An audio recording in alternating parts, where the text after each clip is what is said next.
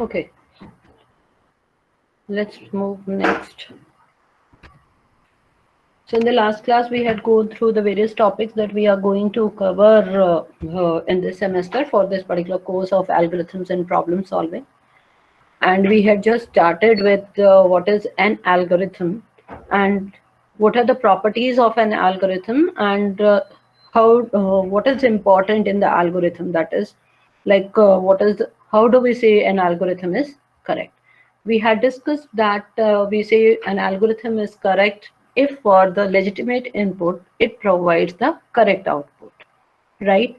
Now, when we are writing the algorithm, there are so many important things that we have to be careful about, and that we have to, focus upon, right? When we are writing an algorithm, because we had discussed that we have so many algorithms for solving the same problem. And these algorithms, as we had discussed, the need for multiple algorithms for solving the same problem arises as we feel that one algorithm is not performing well, or you can say for a particular kind of input, or as we increase the size of the input. Right. So there is, necessity is the mother of invention, we say. When the authors had developed the first algorithm for sorting, so this was like that we are able to get something, some solution to certain problem. But as we move on, as the data is growing over a period of time, the demands are increasing, the technology is increasing, technology is changing. So it was felt that the algorithm which was good for a small amount of data, it is not good, equally good for the large amount of data, right? So if we say what happens, see, when we're talking about algorithms, we have to understand what will happen to the performance of the algorithm and the complexity of the algorithm. With, see, we measure the performance in terms of time and space requirements with respect to the machine. See how much time it will take more, whether the time is going to increase linearly or it is going to increase exponentially with the increase in the input size that we are talking about. Or we can say how the you can say the resource requirement of the algorithms, they are going to change with the increase in the size of the input. That means the resource requirements, they are going to increase exponentially. And if the input is increased, how the performance is going to affect, that means is it going to be very slow, or it is going to give us the result at the same time, or you can say it is going to give the faster results. So these are the various factors that we have to take into consideration when we are talking about the design and development of the algorithms, right? And we say when we are talking about the performance, we are talking about the resource requirements, we are talking about the complexity. Basically, we are talking about the analysis of the algorithm, right? So when we design and develop certain algorithms, if you go into the world of research, why the scientists are developing the new algorithms, and how do they justify that one algorithm is better than the other. So what is supposed to be done is all these scientists who are working in this direction, it's not only about the algorithms, right? It's all, you can say, it's for everything. If you go for designing a new service, you have to prove your service is better than the others. If you are going in the world of development of some product, anything you talk about, we are using large number of shampoos, we are using the mobile phones, we are using the laptops, everywhere. Why you will be choosing iPhone and not the Samsung phone or some other phone, right? So you see that on certain parameters, one phone is better than the other. So that means whenever you are going to buy certain things, you are doing certain kind of analysis. Similarly, the companies, the organizations who are into product design and development, they are also analyzing the market requirements, and they are also analyzing the existing products. So there we are talking about the existing products. Here we are talking about the existing algorithms. See, if we talk about the products also for developing mobile, all the things which are working behind the development of this mobile, because mobile is also based on certain operating systems, large number of applications are there, and they are too, you can say in the we say mobile is a small device, so embedded algorithms are there. So the algorithm, the operating system, which was fit for the laptop or the, you can say, the PCs, the same OS could not be applied on the mobile phone. So what lies the difference? The requirements had changed. Now the, you can say, the resolution of the mobile, the screen size of the mobile, that is smaller as compared to the your personal computers. So that means the same algorithms, the same, you can say, the software application, or you can say the operating system, which the people were working upon for decades, that could not be utilized for developing the mobile phones, for working with the mobile phone. So the people had to develop and design new algorithms for working with the mobile phone. So that means, so that was also an operating device. We say in the current scenario, we can do everything that your smartphones, they are, having the similar kind of capabilities as what we can do on the laptops or the personal computers. But still, the algorithms which are required for working on the mobile phones, you can say, the for bringing the mobile phone into the working condition, basically, it is different, right? So since the environment has changed, so the new algorithms had to be designed, so the new applications had to be designed, new operating systems had to be designed, so that everything that we do on the personal computers or on the laptops, that could be done on the mobile phones. So this is how the, when whenever the requirements change, the same algorithm which we were working upon earlier may not be suitable for the similar kind of task. But you can say, yes, for the similar kind of task, we are working with a smartphone. There also we need an operating system, but the same operating system is not suitable for the mobile phone. So though it is also an operating system which we have been working upon for decades. So as the requirements change, or as the world is evolving, right? So the same algorithm may not be suitable for the another requirement. So that's why we have to understand, when we are talking about algorithm, in what kind of environments this algorithm is more suitable, right? And how it's, you can say, the performance will change with the change in the requirements, and how it is going to, you can say, how its resource requirements are going to change, and is it going to scale. So we talk in terms of growth. If the size of the input increases, in that case, how the resource requirements will be changing for the algorithm, as well as we say how the performance is going to be affected, right? So this is how we analyze the algorithms, and anything that we talk about, whenever we are talking about the analysis, we have to compare that with to its contemporary counterparts. What are the existing similar products or services or algorithms which are available. Then we talk about the growth of the functions. That means using the asymptotic notations which are there. So when we analyze the algorithms, we say, what is the rate of growth? So that's what we say, the scalability of the algorithms, how it scales. So if the input size increases, whether it scales better or it's not that scalable. That means whether it may be for doing certain tasks, one algorithm may take few days to give the output, and another algorithm may give the output within few hours. So that means the second algorithm is better than the first one, because it scales well. It can give faster results even for the increased size of the problem. So these are the things we are going to discuss when we are talking about the analysis of the algorithms.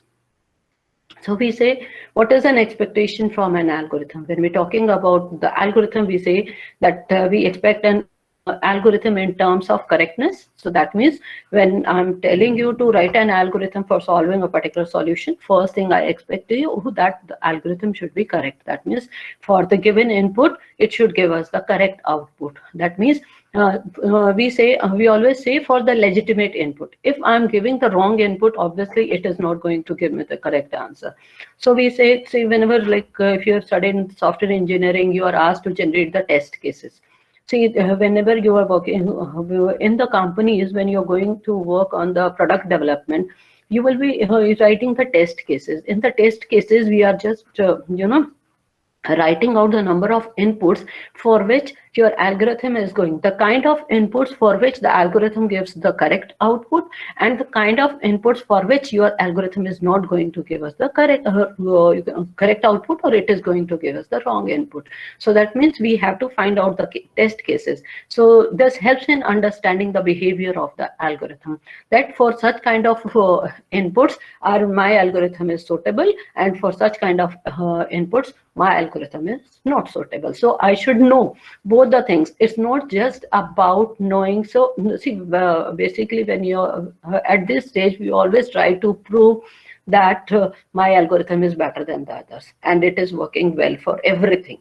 But this is not the right approach. We should always know the limitations also. If we know the advantages, we should know the limitations. Yes, these are the limitations of my algorithm. If the input increases beyond this, it may go slow. If we are not giving such kind of, so this is the range of values we can say for which our algorithm, my algorithm is going to perform well. And these are the limitations. That means under these circumstances, or you can say for such kind of inputs, and for beyond the size of this kind of this input, my algorithm may not perform well. So it is equally important to know the limitations of the product or the service, or you can say the algorithm that you are designing and developing. Second thing is, we expect the algorithm to go for less resource usage. That means we are always greedy when we are designing any kind of product, service, or algorithm, we say. So why we are greedy? We always want to invest less and get more. That means our cost should always be less and benefit should always be more. So here we are looking towards what is the cost over here when we are talking about the algorithms. Our cost in the terms of algorithms, because the algorithm is going to be executed on the machines. So machines, what they are from on the machines, what is the requirement for the execution? It is going to take the time and it is going to take the space, because we are going to store everything in the memory. So how much memory it will require for an algorithm to be executed, and how much time it is going to take this algorithm to be executed for a particular kind of input. So we say we want our algorithm. So I'm looking forward to an algorithm which takes less amount of time. That means it is faster, it gives me the results faster, and second thing is it takes less memory. So we are looking towards less resource usage. So this thing we have already discussed, that we are talking about the correctness. And see, when we are talking about the algorithms, basically when we say we should get the correct result. So from that perspective, we say that we have two types of algorithms basically. One is the exact algorithms and second one is the approximation algorithms.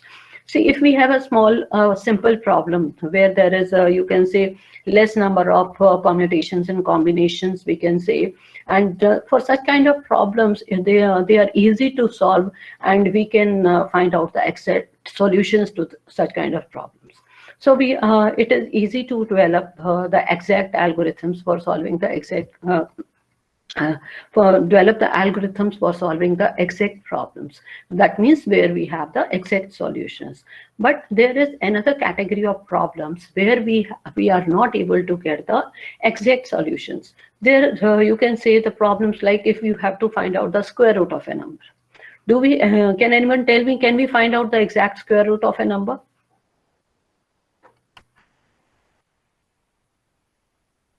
Yes? No, ma'am.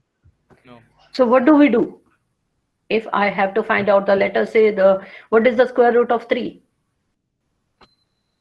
I'm 1.732.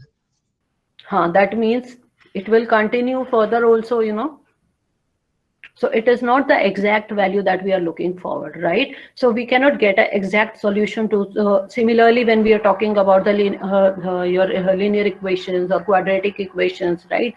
As the power increases for that equation, the exact solution to that problems become more difficult, right? For solving such kind of problems, we what do we do? Since we are not able to find the exact solutions to such kind of problems, what should we do? what do you say what we should do when we don't have an exact solution to a particular problem? What is your idea? Yes, anyone?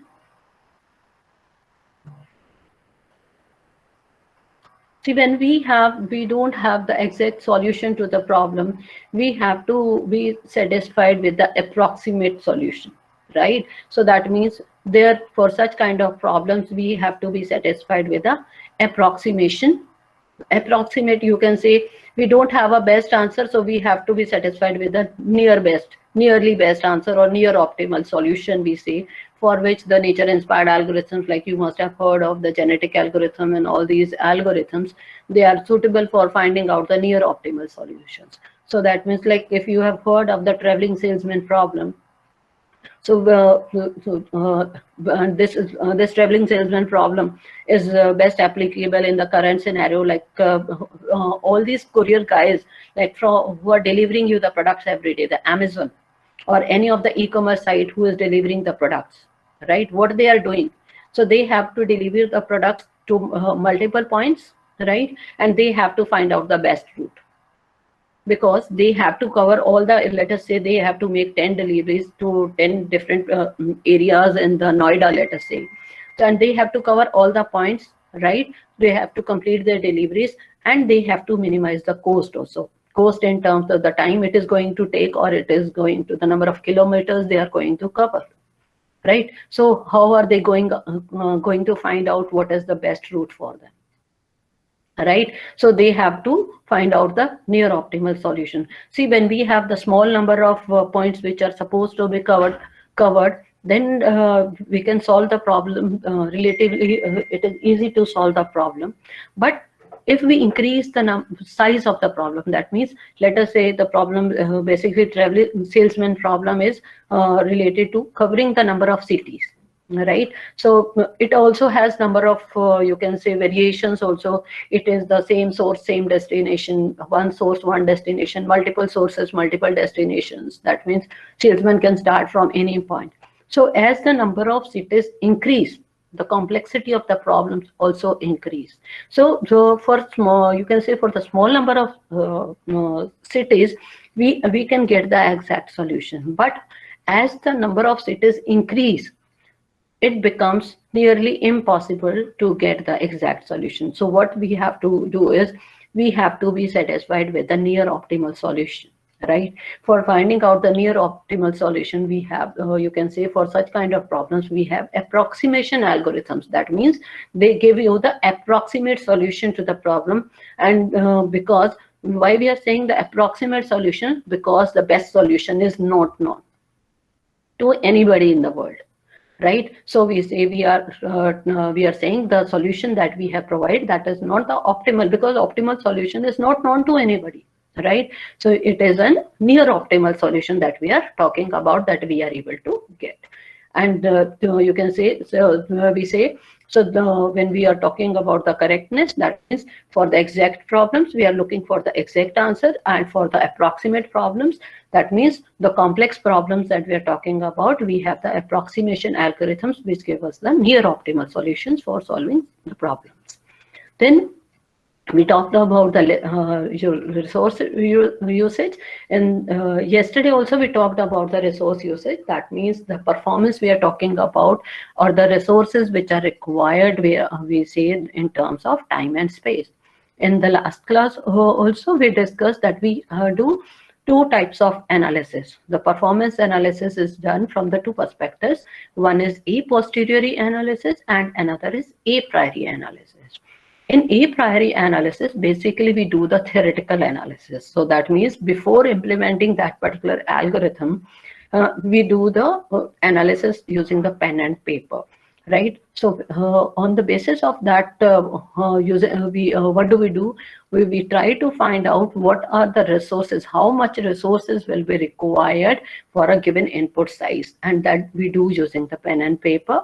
And in the a posteriori analysis, we implement the algorithm on the machine, and then we see the time taken by the system to execute the program successfully.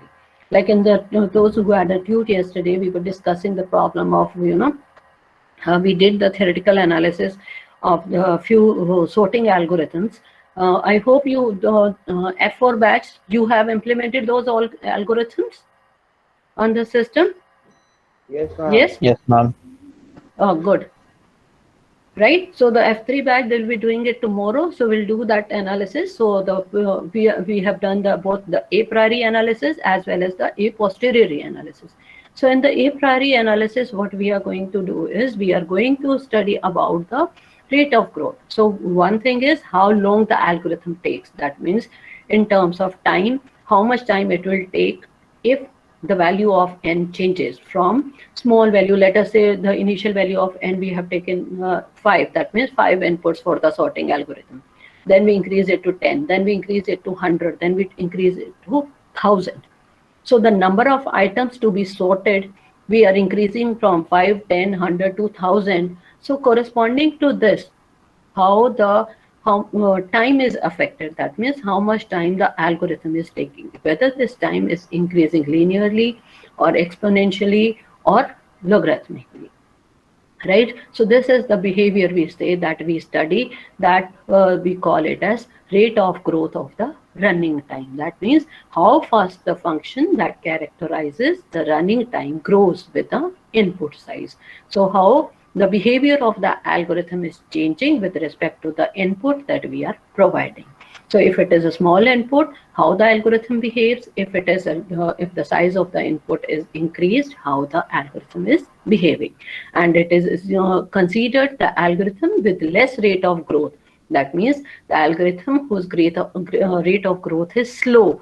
That means we say that if for a small input the algorithm is taking some time, and for the large input also the time is less as compared time taken by the algorithm to process the large input also is less. That means algorithm which is faster, which takes less time even for processing the large amount of input, that is considered to be better than the algorithm which is taking large amount of time.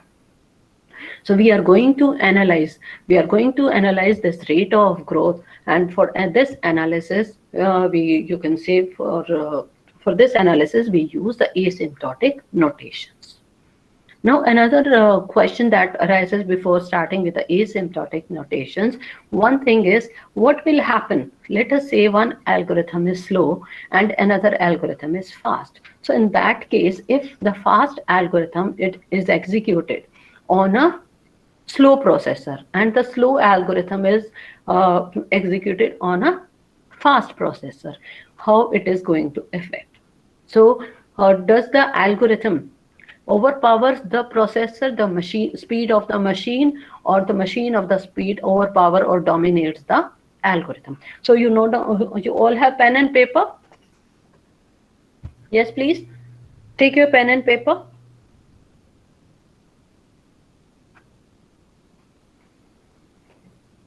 You note down some certain requirements for the two algorithms and tell me which algorithm will be faster. Which we have two things. One is good algorithm and another is latest processor. I'm going to give you certain requirements. You analyze those requirements and tell me which algorithm, which is going to be faster. A good algorithm on a slow computer, or you can say a bad algorithm on a fast computer. All have got the pen and paper now? Yes? Yes, ma'am. Okay. Okay, note down. You have a fast computer A. Computer A on which insertion sort is executed.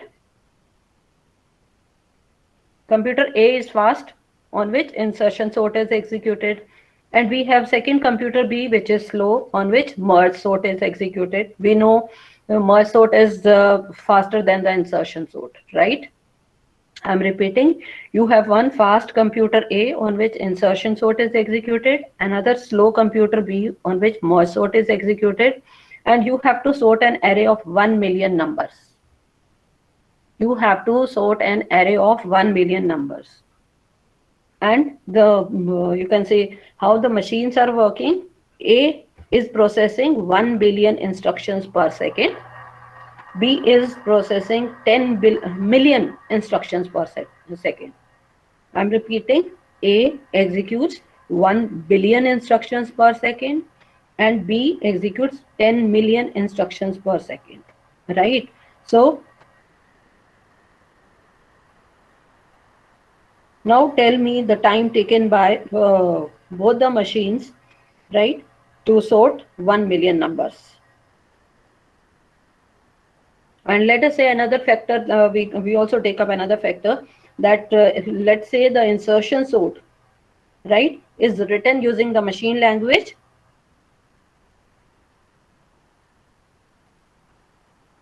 and the merge sort is written using the Java language or some high level language.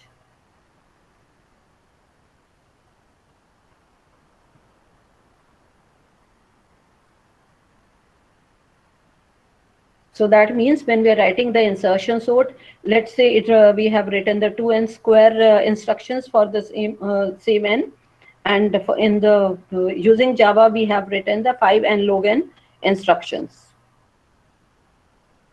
right? So now you tell me which computer is faster. Can you repeat Which the last one? I said, see, like we started with A is execute. You can say A is fast computer, and it is executing 1 billion instructions per second. Second is slow computer on which Mozart is executed, and it is processing 10 million instructions per second. And for insertion sort, let us say we are just adding one more thing because machine language is faster. We say insertion sort is written using the machine language, and 2n square instructions for the same n value is being written. So that means the code written is, you can say the code is, the total code written, the number of lines of code that is written is 2n square. And for the merge sort, let's say we have used the high level language like C, C++ or Java. So we have written 5n log n instructions.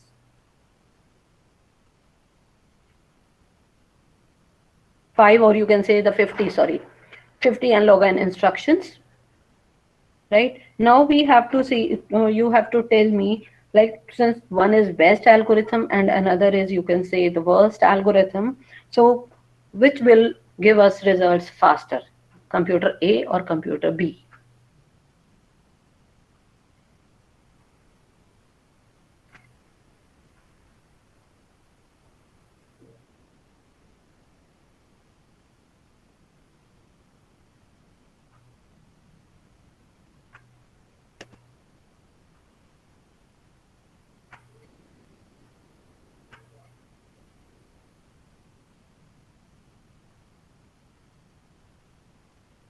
I hope you all are doing it.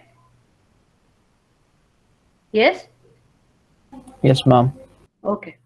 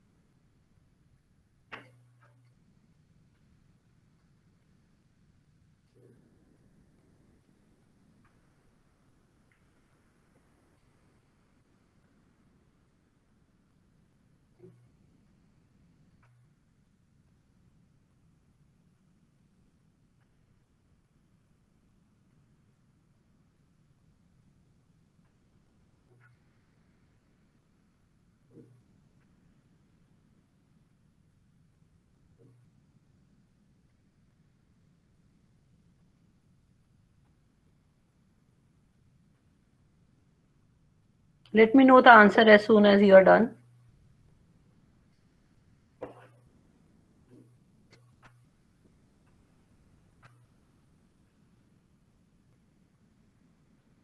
Just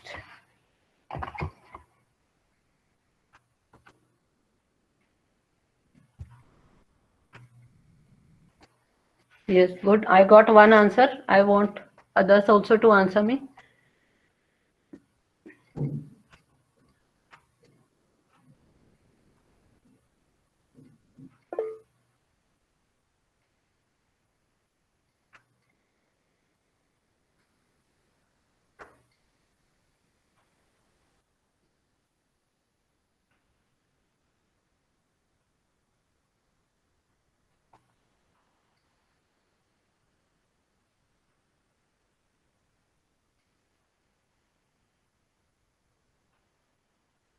So we have understood if we compare the machines with the algorithms, that means the algorithm wins over the behavior of the machine. So even if see you can understand now the importance of a good algorithm, right? So a good algorithm, right, even if executed on a slow computer, it is going to give us the results faster as compared to the fastest computer that we are using, over which a slow algorithm is being executed, right? So now we can understand what dominates the behavior of the machine or the algorithm that we are writing. So it is the importance of the algorithm that we are writing for solving a particular kind of problem. So from here we can understand the importance of the algorithm that we write or we use for solving a particular problem or finding out the solutions to the various problems that we have. So the design and development of the algorithm plays a very important role when we are talking about any kind of software applications, or you can say any kind of applications we try to develop. So here we have understood if we are working with the latest processor, right? So you can understand if a good algorithm is executed on a latest processor, then it is going you can say it is a kind of win-win situation, right? So it is going to give us results more faster as compared to the slow computer. So all are able to do that? All have done this problem, or only 2-3? Harsh, you did it? Harsh No, Kumar, ma'am. are you there? Yes, ma'am. You did it? Oh, good. No, ma'am. So let us analyze one algorithm and try to understand the time it takes. So insertion sort algorithm, how it works, right? So let us say this is the simple pseudocode for the algorithm that we write for the insertion sort algorithm. And for every line that we have written in the code, we say some cost is involved for its execution. So you can say, see, this is the third line is the comment line, and we know the comment lines are not executed, so the zero cost is involved for the comment lines. And for all other lines, say we have written the cost in the form of C1, C2, C4, C5, C6, C7, and C8, right? So that means for every line that we execute on the machine, some cost is involved. So how much time it is going to take to execute this single line, that is the cost involved in the execution of this particular algorithm. And we know in the insertion sort what happens. This is the glimpse of the insertion sort algorithm that you can see. So here you see when what we have is we take up the first two numbers, and then we pick up the second number, and then we see we compare the second number with the previous numbers, right? So you can say when we pick up the first number, that is called as the key. Here you can see the vertical line, that is the dark line that is being shown on the left. So the key that we have picked is that is shown using J. So the key is compared with all the numbers to the left hand side, and all the numbers on the right hand side, they are always the unsorted numbers, and all the numbers on the left hand side, they are always the sorted numbers. So in every iteration we pick one key and compare it with the previous numbers and place it in the appropriate position when we are doing the sorting. So since 2 is less than 5, so 2 will be replaced with 5s, and the swapping is being done. Similarly, then we move the key to J moves to the next number, that is 4, since we compare the 4 with the 5, and then since it is less than that, so we swap these two numbers. Similarly, see here you can see as we move towards the end, all the numbers on the left hand side of this bar, they are the, you can say, the sorted numbers, and all the numbers on the right hand side, they are the unsorted numbers, and finally we are able to get the complete sorted list. So this is how the insertion works. So we pick up a key and insert it on the left hand side in its appropriate position. And you can say insertion is basically the swapping that we are doing and the comparisons which are there in order to find out the appropriate position. Now we see how many times a particular line is executed. So let's say Ci be the cost of the ith line, as we have seen C1, C2, C up to C8. These are the 8 lines which are to be executed, and cost of C3 is equal to 0 because it is a comment. So here you can see for j is equal to 2 to n, it is executed n times. Then the next line is executed n minus 1 times. Then C4, the line I is equal to j minus 1. This is executed n minus 1 times. And here you can see, because we have the while loop, because we are comparing the left hand side of that bar. So when we are doing the internal comparisons only on the left hand side, so we say the number of comparisons are computed using the t. So that means for a particular value of j, because the value of when the value of j initially when we start j is equal to 1, there is only one number before that when we pick up the key. So as the value of the j is increasing, the number of times the while loop is executed, that is also going to increase. So we say tj is the number of times the while loop is executed for a particular value of j.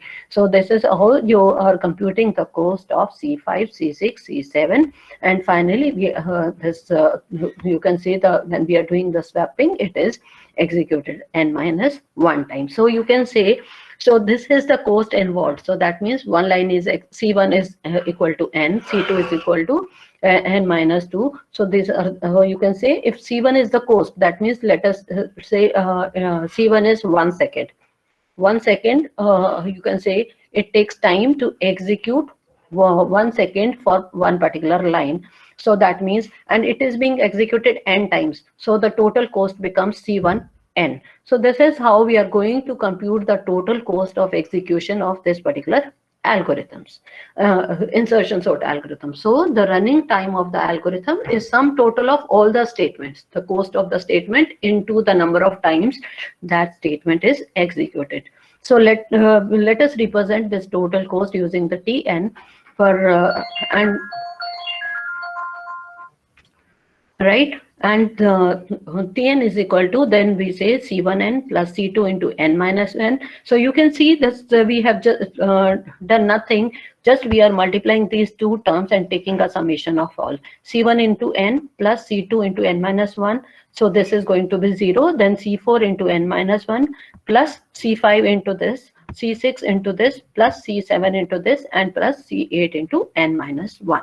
So we take the sum total of this, and then see when we are taking the summation, so it becomes the total time that is being required for the execution of this insertion sort algorithm. And for what is the input size? Input size is n. So in the best case, so what happens? So when we are talking about the time it requires, so in, we say we have two cases. The first case is we say best case, the array was already sorted. So if the array was already sorted, all the TAJ values are 1, right? And in case of worst case, it occurs when the array is reverse sorted. That means we wanted to sort the array in the increasing order and the array was in the decreasing order. So for that particular value, for Tj is equal to j, that is the key value that we are talking about. So this is how we compute the total time which is required for executing the algorithm. Now, when we analyze the algorithm, we see in most everywhere you can see the more focus is given on the worst running time. So we say why it is given more focus rather than the best case or the average case, because the worst case covers all the cases, right? So we say the maximum time it takes to execute this algorithm. When we are talking about worst case, we are trying to tell what is the maximum time it is going to take in order to solve a particular problem using the, let us say, the insertion algorithm only. So that is the maximum time. That means for your best cases, it is the minimum time it is going to take, and average case lies between the best and the worst. So when we are talking about the worst case, it is already including the you can see the best case as well as the average case. So that's why most of the time, wherever you will find the performance of the algorithm, more focus is given to the worst case running time of a particular algorithm. So understanding the rate of growth. So some notations have been derived so that it makes easy for everyone to look at the performance of the algorithm just at a glance. So these asymptotic notations, basically they represent the growth of the functions, right? The growth of the functions, that means the growth, how the algorithm is going to grow, and how the performance is effective. So we say it is basically to compare the size of the functions. So here you can say this big O notation. This big O notation, this basically it represents the worst case, right? So worst case means it is the upper bound. That means the maximum time it is going to take for an algorithm to be executed. That means this algorithm can take maximum time, and this is the time limit for this. In the, let us say one algorithm, we say for a particular n size of the input n, the algorithm is going to take 1 hour. 1 hour is the maximum time. So that means it can give output in the 50 seconds also, 40 seconds also, and 30 seconds also. Let us say its minimum time is, let us say, 5 seconds. So that means it lies with the minimum time it requires is the 5 seconds, and maximum is 1 hour for that particular algorithm. Then that is the worst time. And here if you see this particular graph, here it is showing two functions. One is fn and another is gn, right? So we say gn is the we are using you can say this big O notation is represented, the worst case it is represented using some function gn, and we say there exists some another function fn. So there exists a positive constant c and n0 such that 0 is less than equal to fn is less than equal to cgn for all values n greater than equal to n0. Now what is n0?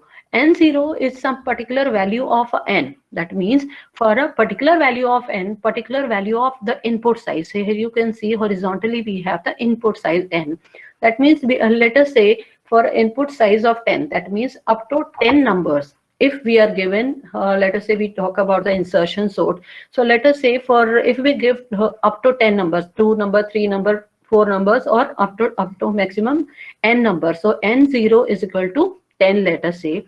Both the algorithms, two algorithms we are talking about, algorithm A and algorithm B. So both may give any kind of performance, that one algorithm may perform better than the other algorithm. Let us say if we talk about merge sort, let us say for both insertion sort and merge sort, n0 is equal to 10. Right, this is an assumption. So in that case we can say for up to 10 values, size of the input is 10, any of the algorithm can do better, right? But beyond that we say the performance of the algorithm, right? So this function fn, right, here you can say it is less than equal to c or cgn, where c is some constant value. So here we are saying, so the maximum time, so we say this function is a member of gn. So when we are saying it is less than gn, that means this function, the maximum time that will be taken by this algorithm, let us say this function represents some algorithm. So the maximum time that will be taken by this algorithm is going to be less than gn. So we say this is the asymptotic upper bound for this function fn. So that means this is the maximum time it will take. So this is how we represent, and here we are going to say your n node represents some value for which, beyond which the second function is going to perform better. So here you can say, so this is an example where we say when we are writing over here 2n square is equal to on cube, the big O notation. So here we are talking about the worst case. So that means 2n square is equal to n cube for which value of c? C is a constant, c is equal to 1 and n0 is equal to 2. That means for size of input 2. That means if the size of the input is less than 2, then both the functions, both the algorithms may show any kind of behavior. One may perform better than the other, but for all the values beyond that, that means for all the values greater than or equal to 2, right? So second algorithm, your function fn, right, it is a member of gn. So that means 2n square is a member of n cube. So if we can also prove this, right? So we'll be doing one example later on where we will prove that this is, so here we are not saying that both are equal. We are saying that 2n square is a member of this. That means all the values of fn will be less than equal to n, gn. So this is how we interpret these statements. And here we can say what are the examples of on square. It can be n square plus 1, n square plus 1000 n. See, when we are representing, say, these, you can say the equations, the complexity of the algorithm in terms of asymptotic notations, we only take the higher order term and ignore the others, because we have to interpret this for the large size of the input. Let us say we are writing n square plus n. That means if the size, if we take a small value of 2, 3, 4, it is not going to affect, it is not going to make any change. But let us say the value of n is equal to 1000. So value of 1000, we take the n square, it becomes 10 raised to power 6, but plus n is 1000, which is relatively very small as compared to 10 raised to power 6. So this becomes insignificant for the last size of the input. That's why we ignore the higher order terms, and we always take up, when we are representing anything in the form of these asymptotic notations, we always see see if it is 2n square and we write 2 into 10 raised to power 6. So the value of constant value 2 is insignificant with respect to the value 10 raised to power 6. So that's why we ignore this constant term also, and we represent this equation in terms of on square or on cube, like that. So all other terms are ignored over there. Do we have